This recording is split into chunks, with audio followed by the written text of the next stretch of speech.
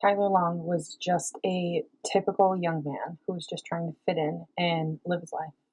Unfortunately, his life would be cut short, and this is due to the fact of the people that were targeting him because he was different. Tyler Long hung himself on October 17th of 2009. He was just 17 years old.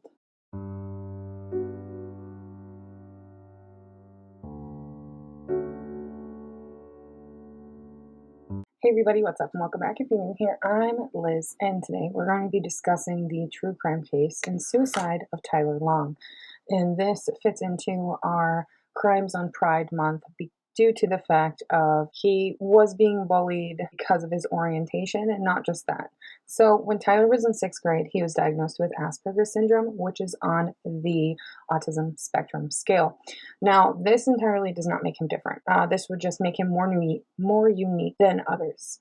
And basically, because of how unique he was, people did not understand him, so they would bully him. They would call him gay, they would take items from him, they would spit at him, they would spit in his items, they literally would target him. And this happened for years, for like years on end.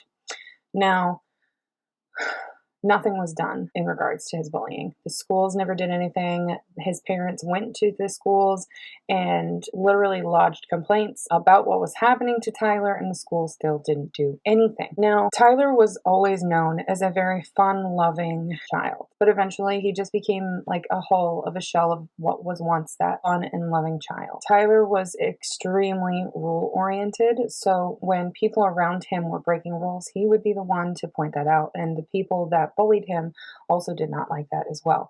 So they would end up using that against him and further tormenting him. Now, Tyler's parents contacted the school in regards to this bullying that was happening, and guess what the school did?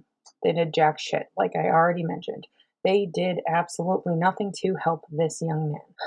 Eventually, the bullying became too much. So on October 17th of 2009, Tyler, he changed into his clothes for the day, into his favorite garments that he had. He took his belt and he hung himself in his closet on October 17th of 2009. He was just 17 years old. So unfortunately for his parents are the ones that found him.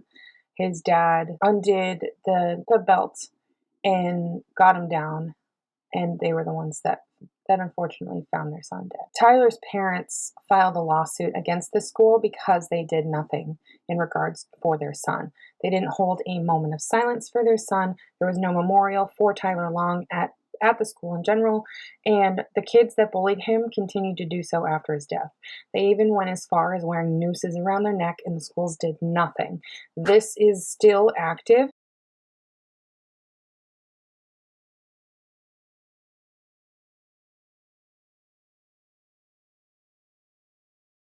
It's so sickening to know that this school did nothing to help his family and to help him against the people that were bullying him, because he did not deserve this whatsoever.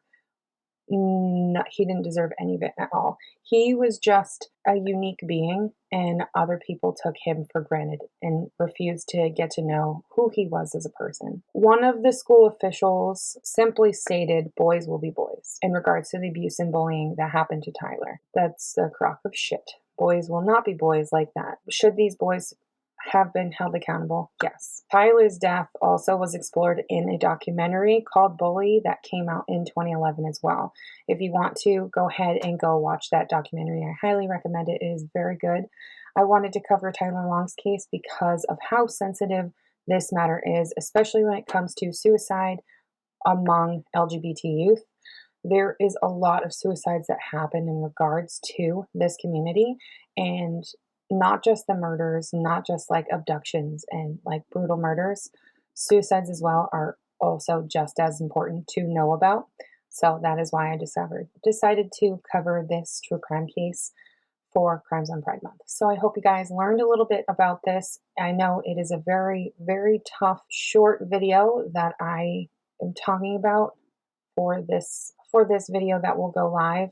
But yeah, I hope everybody that watches these for Crimes on Pride Month really learn something and take something from these, because these are very, very sensitive cases, and especially for the LGBTQIA plus community, but also for Pride in itself over the years. So I hope you guys enjoyed, and I'll see you guys in another video.